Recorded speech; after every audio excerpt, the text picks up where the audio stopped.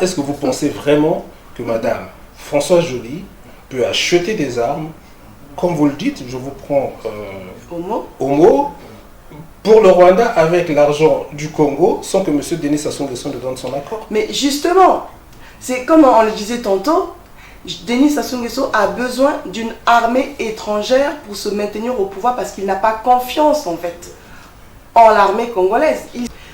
Denis Christel Sassou Nguesso, nous savons qu'il c'est un voleur.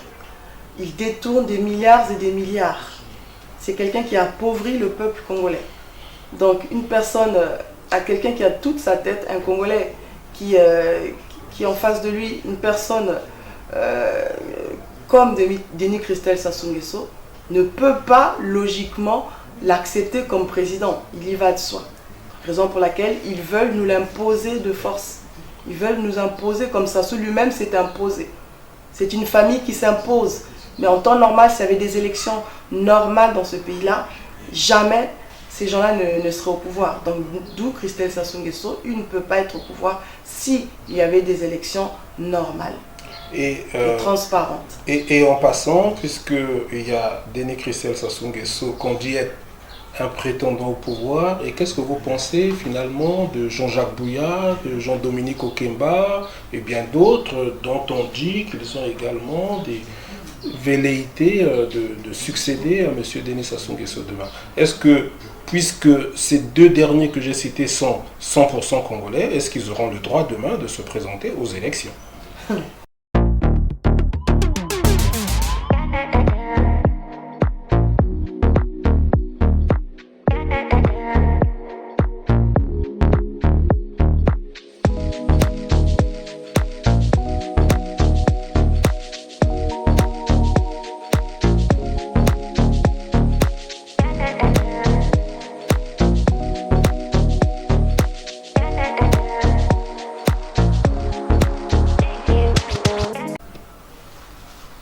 Nous recevons aujourd'hui Madame Nadège Pandji-Kongo, que tous les internautes congolais connaissent bien parce qu'elle fait différentes vidéos virales sur Internet où elle parle de l'actualité congolaise. En tout cas, elle appelle les Congolais au combat, à la libération du pays. Et le 18 mai, Madame Nadège Pandji-Kongo ainsi que plusieurs Congolais de la diaspora organisent une marche. Dites-nous, Madame Pandji, de quoi s'agit-il? Pourquoi une marche? En fait, cette marche, c'est pour revendiquer notre droit de Mfumu Toto, comme on dit. Nos terres ont été cédées aux Rwandais et nous avons le devoir de revendiquer cet acte qui a été posé sans l'aval de tous les Congolais. Alors, l'aval de tous les Congolais, on va y revenir. Donc là, vous parlez de cession de terre. C'est vrai qu'il y a eu une actualité abondante sur la fameuse cession de terre. Est-ce que vous croyez vraiment qu'on a cédé des terres aux Rwandais, ou comme le dit certains officiels congolais de M. Denis Sassou Nguesso, que c'est juste une concession de 25 ans? Qu'est-ce qu'il s'agit en fait d'agriculture? On dit que les Rwandais viennent pour faire de l'agriculture. Qu'est-ce qui vous choque de voir que d'autres frères africains viennent faire de l'agriculture au Congo? Déjà, quand on dit que c'est une concession de genre on aura qu'ils viennent pour faire de l'agriculture, nous savons très bien qu'il y a quelque chose qui se cache en dessous. C'est comme un cheval de Troie, comme je l'avais dit ailleurs. Ils viennent. La première raison qu'ils nous présentent, c'est une raison, on va dire, c'est une raison fallacieuse, parce que nous savons parfaitement que c'est pas pour faire l'agriculture. L'agriculture, nous savons la faire nous-mêmes. Du nord comme au sud, nous savons la faire nous-mêmes. Nous arrivons, comme tous les autres peuples en général, à subvenir aux besoins en ce qui concerne l'agriculture à notre peuple. Donc nous savons que tout ça, c'est une vaste comédie. C'est quelque chose, c'est quelque chose qui est caché, mais qui n'est un secret en fait pour personne. C'est un secret de polichinelle qu'ils ne viennent pas pour cultiver l'agriculture. Ce sont dans quelque sorte soi-disant des paysans, mais en fait ce sont des soldats qui sont déguisés en paysans, qui ne viennent pas pour l'agriculture. Nous ne sommes pas dupes. Et vous dites que ce sont des soldats, est-ce que vous en avez la preuve? Est-ce qu'il n'est pas mieux d'attendre avant de confirmer ce que vous dites, que ce sont des soldats? Et si c'est des soldats, c'est pour faire quoi exactement? Nous savons très bien, nous connaissons la politique de Kagame. Hein. C'est une personne et il n'est pas seul. Le Rwanda n'est pas seul. Il y a des grandes puissances qui se cachent derrière le Rwanda. Donc, ils viennent... cela a été démontré même en RDC que ce sont des gens, ils ne vont pas venir comme ça, à découvert en tant que soldats. Donc il faut forcément qu'ils donnent une raison officielle devant le monde qu'ils viennent pour l'agriculture. Donc ça a été démontré par des personnes de bonne volonté que ces gens-là ne sont pas venus pour faire l'agriculture. Et s'ils viennent, selon vous, en tant que soldats, in fine, c'est pour faire quoi? Est-ce que c'est, à votre sens, pour tuer les Congolais, pour défendre des intérêts particuliers? C'est pour faire quoi exactement? Nous connaissons les méthodes de M. Sassou Nguesso. Il cherche à tout prix à sauvegarder le pouvoir, quitte à faire passer le pouvoir à son fils. Et il sait que l'opinion congolaise lui est défavorable. Raison pour laquelle, comme il l'a fait en 1997, il a besoin des forces étrangères. Et comme il ne peut pas, normalement, les faire venir au vu et au su de tout le monde, donc faire venir l'armée en ce net moment au vu et au su de tout le monde, il ne peut pas les faire venir, les soldats comme ça. Il faut qu'il trouve la raison de l'agriculture. Et c'est normalement pour sauvegarder son pouvoir, comme j'ai dit tantôt, et aussi pourquoi pas passer le pouvoir à son fils. Et il a besoin donc de l'armée étrangère, car il sait que l'opinion congolaise lui est défavorable. Alors il y a quand même une contradiction parce qu'un coup, les Congolais disent qu'au Congo, il y a une armée tribale. Est-ce que M. Sassou Nguesso ne peut pas se contenter de cette armée tribale-là pour se maintenir au pouvoir, puisque ça fait quand même aujourd'hui plus de 25 ans qu'il est revenu au pouvoir? Est-ce qu'il a vraiment besoin de Rwandais pour une dévolution monarchique du pouvoir envers son fils? Est-ce que là, vous n'êtes pas en train, excusez-moi de le dire, d'affabuler comme plusieurs Congolais? Non, moi je pense que non, je ne l'affabule pas. Un Congolais reste un Congolais. Il faut quand même dire que parmi ces militaires, je pense qu'il y a quand même des patriotes. Et par ailleurs, ceux qui ont combattu avec lui jadis, il leur a promis des choses. Et aujourd'hui, ils se sont rendus compte qu'ils ont été dupés. Et nous le voyons tous les jours, des assassinats, tout ça. Donc il a beau nommer certains généraux, colonels et tout, mais il y a des gens qui restent acquis, il y a des soldats, des militaires qui restent logiquement acquis à la cause de leur peuple. Donc il ne peut pas leur faire confiance. Parce que ces soldats-là savent il sait qu'il a dupé des soldats. Il sait qu'il a trahi la confiance de ceux qui ont combattu à ses côtés jadis. Donc, raison pour laquelle il a besoin d'une armée étrangère. Madame Nadège Pondji-Kongo sur Congo Liberty, aujourd'hui, on a l'impression que tout le monde s'en prend au fils de M. Denis Sassou Nguesso. C'est comme si d'autres prétendants ne gênaient pas. M. Christelle Denis Sassou Nguesso, par son père en tout cas, est bien congolais. Qu'est-ce qui fait que vous ayez, en tout cas quand je dis vous, les Congolais, une appréhension qu'il arrive au pouvoir? Est-ce que vous ne le considérez pas comme Congolais? Pourquoi lui ne pourrait pas être à la tête du Congo s'il gagne les élections demain, par exemple? Déjà, c'est sûr qu'il ne gagnera pas les élections. Ce sont des gens qui ne sont pas aimés du peuple. Ils se sont autoproclamés, son père s'est autoproclamé président. Et donc, parlons de son fils.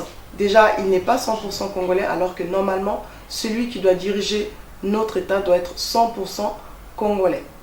Madame Nadège pour du Congo, je vais vous poser une dernière question, en tout cas une question qui, à mon sens, est assez importante à évoquer avec la femme que vous êtes. Il y a la conseillère Françoise Joly de M. Denis Sassou Nguesso, d'origine rwandaise, qui a été prise à partie il y a quelques mois, sinon quelques semaines. Est-ce que vous, en tant que femme, vous trouvez normal qu'on s'en prenne à Madame Françoise Joly, en sachant que c'est quand même pas Madame Joly qui a détourné les fonds au Congo, c'est-à-dire qu'il y a eu un procès en xénophobie contre elle. Est-ce qu'aujourd'hui, vous pouvez le condamner devant la caméra de Congo Liberty, ou vous pensez que Madame Françoise Joly mérite la cabale qu'elle a eue sur les réseaux sociaux? Merci, mon cher Mingwa. Bien sûr, moi je la condamne. Je suis une femme. Il faut savoir faire ses choix. Je suis une femme et je suis une mère en même temps. Il faut savoir faire ses choix. Les Congolais ne sont pas xénophobes. Au Congo-Brazzaville, en République du Congo, il y a plein d'étrangers. On dit que nous sommes 6 millions, mais ils sont au moins 2 millions d'étrangers si ce n'est plus. Donc chez nous, le Congo est ouvert à tout le monde. Ce sont les étrangers qui profitent même plus des largesses de nos sous-sols, de nos minerais, bref, de ce pouvoir-là. Le Congolais lui-même n'en profite pas. Donc, étant une femme et peut-être mère aussi, donc elle, Françoise Joly, elle devrait quand même se mettre à la place des autres. Dire que non, on est des xénophobes par rapport à elle, moi je ne suis pas d'accord. Mais qu'est-ce que vous reprochez, excusez-moi, Madame Nadège Pandji-Congo, qu'est-ce que vous reprochez à Madame Françoise Joly, qui ne gère pas les régies financières congolaises?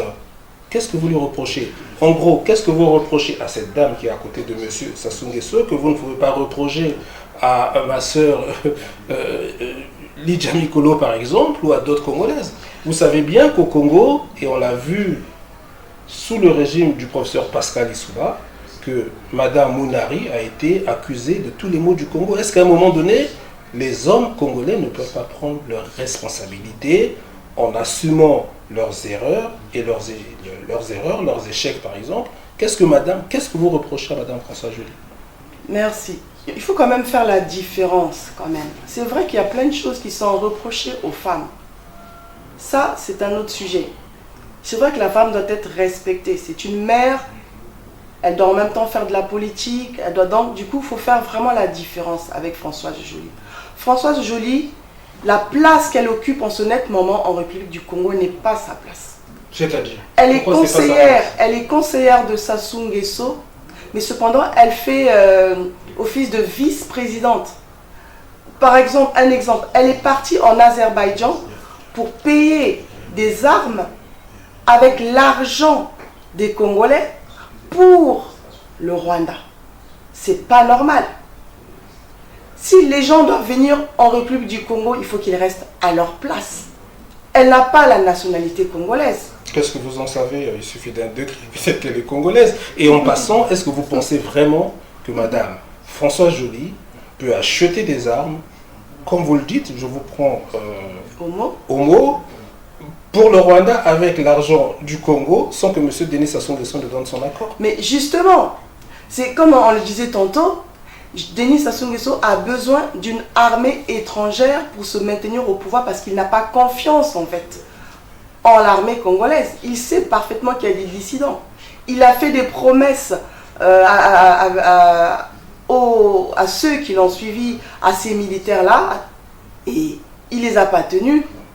Et aujourd'hui, c'est juste une espèce de bande de criminels, excusez-moi, qui gèrent le pays et eux n'en profitent pas. Donc il sait en son âme et conscience que les militaires, qu'on le veuille ou pas, même s'ils nomment quelques-uns des généraux, des colonels et tout, il sait que ce sont des Congolais que fin de fin, ils vont forcément s'insurger contre lui.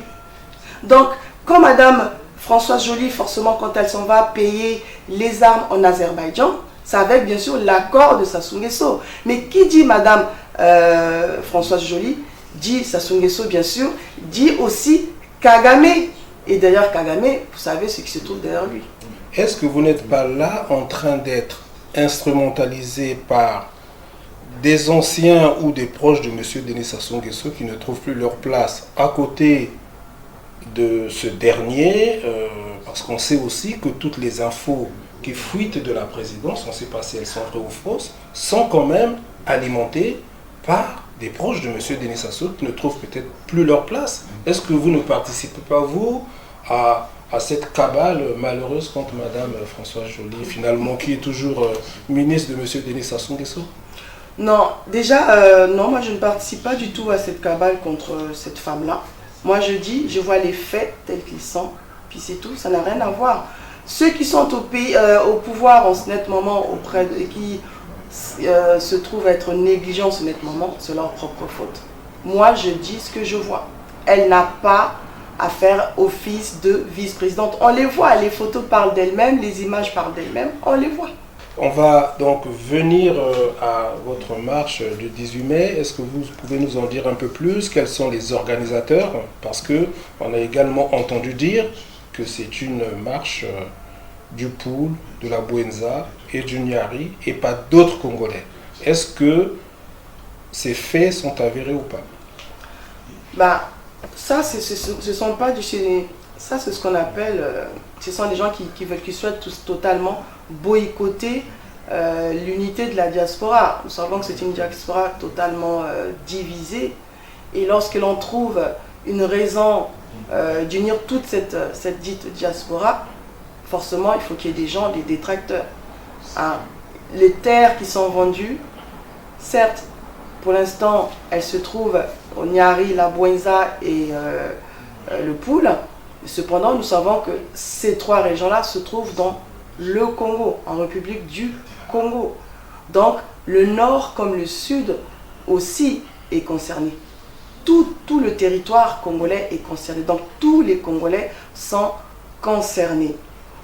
Les gens qui organisent cette marche, ce sont des Congolais en individualité. Il ne s'agit pas des partis politiques, ni des associations, ni de la société civile, des mouvements. Non, il s'agit là des Congolais qui se sont unis pour défendre la terre de leurs ancêtres qui est en train d'être cédée aux Rwandais. Et donc la marche commence où? Elle commence à quelle heure? Elle part d'où? Elle arrive où? Qu'est-ce que vous pouvez dire à ce propos aux Congolais? Oui, la marche, donc c'est le 18 mai 2024, donc samedi prochain. Nous sommes ce samedi, donc ça sera le samedi prochain. Nous ne pouvons pas pour l'instant communiquer le lieu. Nous savons juste que c'est en région parisienne, dans Paris. Mais nous n'allons pas communiquer le lieu par rapport à ce que nous avons déjà vécu l'année dernière lorsqu'on était en train de préparer la marche contre la détention arbitraire des prisonniers politiques. On avait demandé un lieu et nous avons communiqué sur ce lieu-là. Nous avons communiqué par rapport à ces lieux et quelques jours seulement plus tard, on nous a répondu qu'il fallait changer de lieu. Donc, cela a un peu démotivé certains Congolais. Donc, par rapport à ces raisons évoquées, nous avons décidé de communiquer le lieu, on va dire quelques jours avant ce grand événement. Est-ce que vous ne pensez pas que ça risque finalement de démobiliser les gens, c'est-à-dire qu'on appelle à manifester, on ne sait pas du tout où, et puis on est quand même en France où lorsqu'il y a des manifestations, la préfecture est au courant, donc il y a une sécurisation du parcours qui est fait. Est-ce que là, vous n'êtes pas en train de prendre le risque que cette marche soit un échec? Non, pas du tout. Tout le monde sait déjà que c'est dans Paris. Donc, c'est comme aujourd'hui, lorsque j'ai un rendez-vous avec un ami, le même jour, on se dit, bah, tu me joins à tel endroit, c'est pas sorcier. C'est pas comme si quelqu'un venait du village et on lui demande, mais tu vas à tel endroit. Non, là, on appelle à ceux qui habitent en France, ils savent où se trouve Paris, il leur suffirait de prendre tel ou tel métro, ça va le faire. Ça, c'est pas un problème du tout. Alors, Madame Nadège Pandou-Congo sur Congo Liberty, on sait aussi que vous êtes une partisane du général Mokoko. On n'a plus de nouvelles du général Mokoko. Est-ce que finalement, vous avez tourné la page du général Mokoko? Est-ce que ce n'est pas aujourd'hui de l'histoire ancienne pour vous-même et les Congolais et qu'aujourd'hui, il faut voir ailleurs? Non, pas du tout. Je n'ai pas du tout tourné la page au général Mokoko. Le général Mokoko est droit dans ses bottes, il se porte bien, il est en prison, comme la plupart le savent. Pour l'instant, mon cher Mingwa, nous sommes là pour parler de la marche. J'ai mis entre parenthèses, de toute façon, lutter contre la cession de notaire, c'est une manière aussi de toujours, on va dire, suivre les idées du général Mokoko, parce que je pense que en tant que vrai patriote, de là où il se trouve, je pense qu'il est contre la cession de notaire. Donc pour moi, ce n'est qu'une continuité. Mais là, de toute façon, je ne suis pas venue en tant que partisane du général Mokoko, mais là, je suis venue en tant que citoyenne de la République du Congo. On arrive au terme de notre émission. Est-ce que vous avez un mot de la fin? Donc, peuple congolais, je souhaitais faire appel à votre patriotisme. Cette histoire de terre, ce n'est pas une histoire de Bouenza, de Niari, de Kwilu, de Poul ou de je ne sais quelle région, mais c'est une histoire de tous les Congolais. Donc j'appelle tous les Congolais de n'importe quelle région où que vous soyez en France de vous joindre à notre marche du 18 mai 2024. Il s'agit là de la terre de vos ancêtres, terre pour laquelle vos ancêtres ont donné leur sang, vos ancêtres ont été martyrisés. Donc n'oubliez pas d'être là le 18 mai à Paris. Et donc le lieu vous sera communiqué la semaine prochaine, au début de la semaine prochaine. Voilà. Merci beaucoup, ma très chère sœur, notre maman, notre fille, on va dire, en tout cas pour certains, Nadège Bandji Congo, une militante de la diaspora congolaise qui prend effectivement une bonne part du combat. On attend que des femmes viennent également s'exprimer sur Congo Liberty. Il n'y a pas d'exclusivité pour X ou pour Y. Merci beaucoup de prendre votre courage parce que des Kimpavita au Congo, il y en a eu. On souhaite que vous soyez plusieurs comme ça. Merci beaucoup et à très bientôt. Merci.